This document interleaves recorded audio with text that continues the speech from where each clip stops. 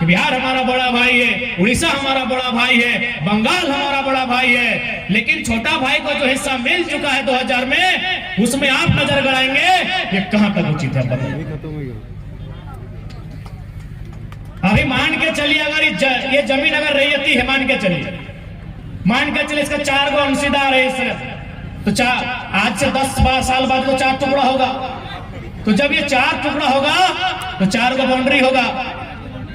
तो बड़ा भाई का ये कर्तव्य बनता है कि छोटा भाई का जर जोरू में नजर गड़ाए, छोटा भाई का जमीन में नजर गड़ाए। नहीं, ये मेरे हिस्से का जमीन है जो हमें 79,000 वर्ग किलोमीटर में मिला है, जो बिहार के उस समय के हिस्से का 40% मिला है, वो जमीन हमारी है। उसमें हम धनिया लगाए चाहे पुदीना लगाए या बंजर रहे, वो हमारी जमीन है। आज 2024 के चुनाव में कहीं ना कहीं मर्यादा पुरुषोत्तम श्री रामचंद्र जी चर्चा में रहेंगे।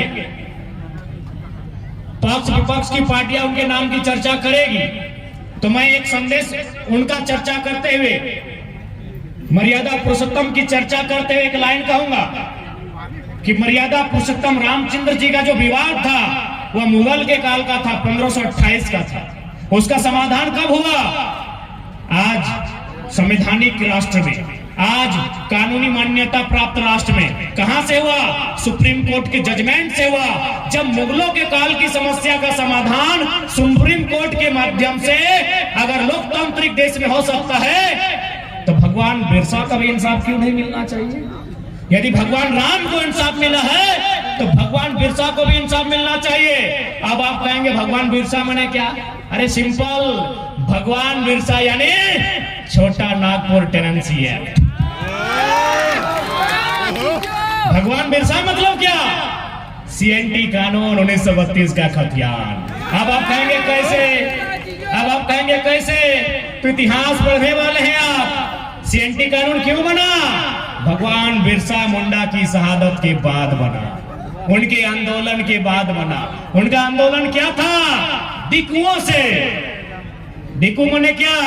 जो इस भूभाग में रहने वाली भाषा को नहीं जानते, जो इस विभाग में रहने वाले जंगलों, पर्वतों, पहाड़ों को नहीं जानते, जो इस विभाग के फसलों को नहीं जानते, जो बोली चाली व्यवहार को नहीं जानते, वो डिकू हैं। और भगवान बिरसा की लड़ाई डिकुओं के खिलाफ थी कि हमारे जमीन पर, हमारे जंगल पर उनका कब्जा न हो। यदि और राम जी की लड़ाई भी जमीन का, राम जी की भी लड़ाई जमीन का और भगवान बिरसा की भी लड़ाई जमीन का।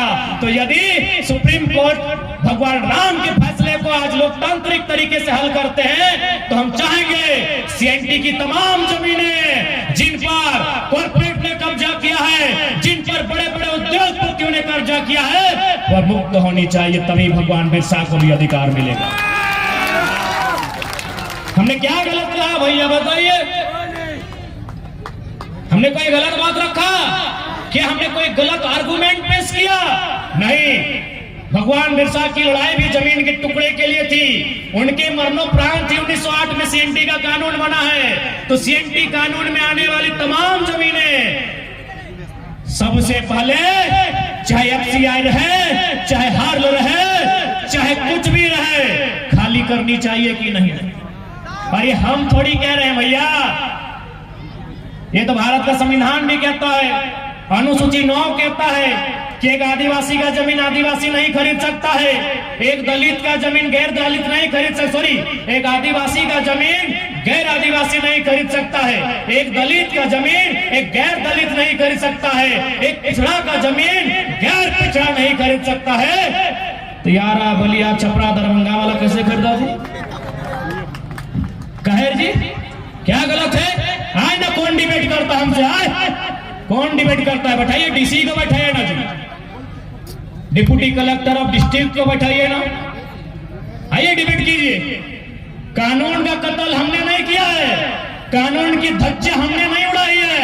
कानून की धज्जियां उन कलेक्टर ने उड़ाई है, उन कमिश्नर ने उड़ाई है, जिन्होंने CNT के कानून से प्रभावित जमीनों को गैरों को लूटने का मौका दिया।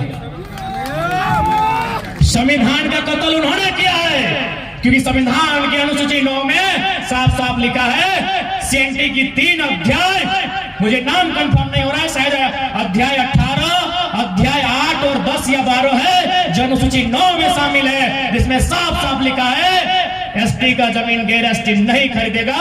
तो बताइए चीरा गोड़ा और भूदा में एसटी का जमीन आरा बलिया छपरा वाला कैसे खरीदा? आप मत सिखाइए, कानून का बात मत सिखाइए। इन लोगों को लगता था कि झारखंडी लोग खाली हड़िया मड़िया करता है। आइए ना, पीएचडी का स्कॉलर खड़ा है आपके सामने, आइए ना, कौन डिबेट करता है? आइए ना, चुनौती देते हैं। अरे झारखंड की नहीं, हम नेशनल मीडिया को चुनौती देते हैं। आइए डिबेट कीजिए, कौन असंवैधानिक, आइए बात कीजिए। माननीय अगर सुप्रीम कोर्ट के आदेश से अगर श्री रामचंद्र को इंसाफ मिलता है तो माननीय हाईकोर्ट का भी आदेश है कि यदि किसी कॉर्पोरेट ने, यदि किसी कंपनी ने जमीन का अधिग्रहण किया है और वहां यदि कोई काम नहीं होता है तो रैयत को वापस करना चाहिए। ये हाईकोर्ट का आदेश है। जय झारखंड। क्यों आप हाईकोर्ट के आदेश का पालन नहीं करेंगे? कानून की बात आप करते हैं, कौन से कानून की बात करते हैं? जिस कानून का आपने मकड़े का जाल बना के रखा है कि छोटा सा मकड़ा फंस जाएगा लेकिन बड़ा मकड़ा चिर के निकल जाएगा। किस कानून की बात करते हैं भाई, आप बताइए। यानी इससे पहले झारखंड के लोग सरल स्वभाव के थे, आप लगातार कानून की बात किए, कानून के माला में पिरो के रख दिए। आ जाइए, आप किस कानून की बात करते हैं उस कानून पे बात करेंगे।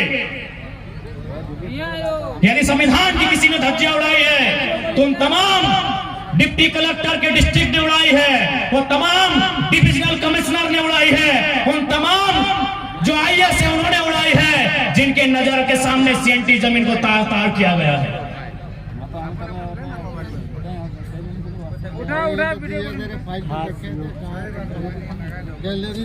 इसलिए कानून का पाठ अब ना पढ़ाएं। आज झारखंडी अपने अधिकार को मांगने के लिए खड़ा हुआ है, आज झारखंडी अपने हक को मांगने के लिए खड़ा हुआ है।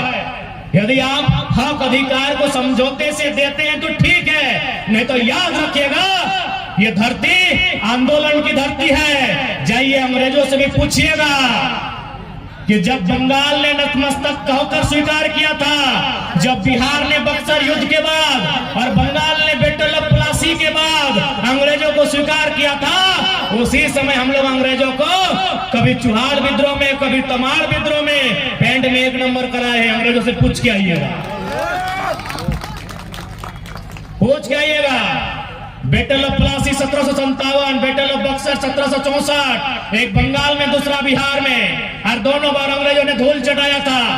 वहां के राजा रजवाड़ों ने अंग्रेजों को स्वीकार कर लिया था कि आप ही हमारे माए बाप हैं। लेकिन जैसे वो 1769 में ये ढालभूम पहुंचते हैं जो झारखंड का हिस्सा है, रघुनाथ महतो के नेतृत्व में अंग्रेजों को बाप बाप करवाया जाता है। इसलिए देखिए झारखंडी, हमारी लड़ाई कोई गलत नहीं है, कोई बाहरी भीतरी के एंगल नहीं है। आज जो लोग कहते हैं कि भारत एक संवैधानिक देश है, कोई कहीं जा सकता है, रह सकता है, बच सकता है, तो जाइए हम